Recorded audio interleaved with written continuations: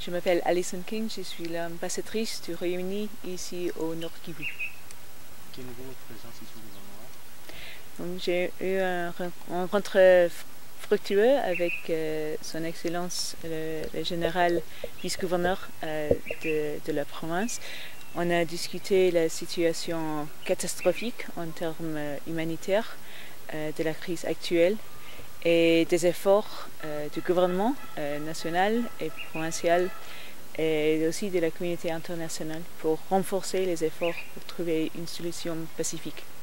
La solution pacifique, selon vous, c'est laquelle? C'est pas pour nous, c'est pour les parties prenantes de se mettre d'accord à travers le dialogue.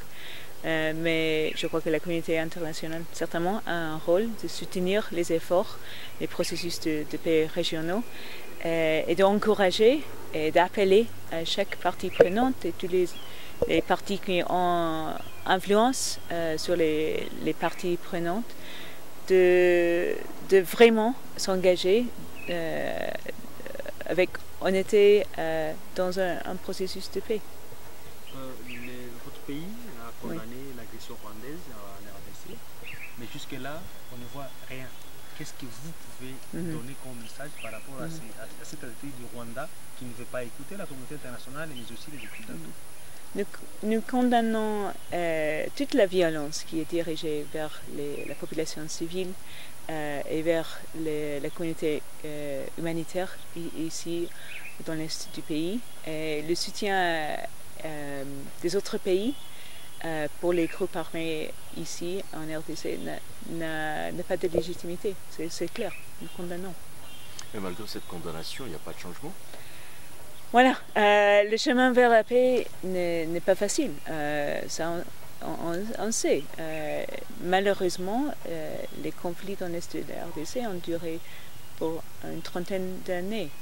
Donc je ne crois pas qu'il y ait une solution de 3 jours, ni 3 semaines, ni 3 mois, mais la population de l'est de la RDC mérite une paix durable, un développement économique et social et un avenir meilleur. Et le Royaume-Uni s'est engagé et restera engagé dans la recherche d'une paix durable.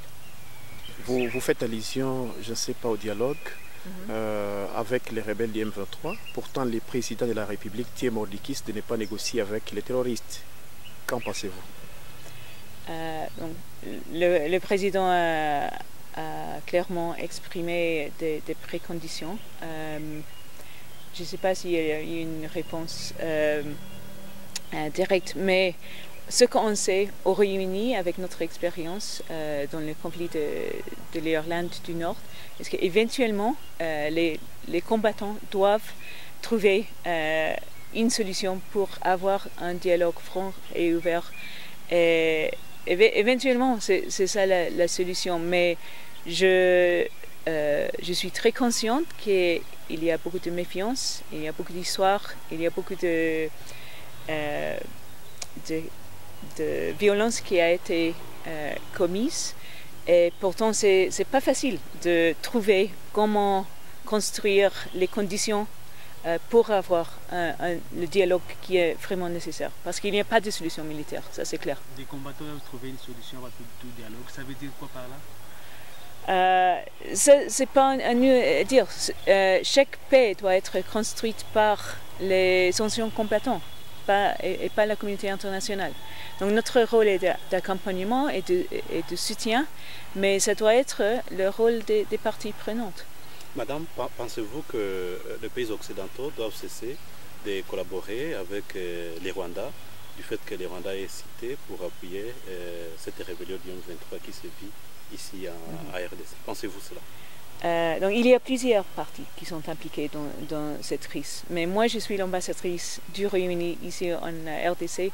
Pour moi, le but est de développer et renforcer nos liens bilatéraux et de renforcer la collaboration. Donc il y a déjà beaucoup, mais je crois qu'on peut aller beaucoup plus loin ensemble. Donc c'est pas pour moi de faire des commentaires sur les relations avec des autres pays, parce que moi je suis ici pour la RDC et pour le Royaume-Uni.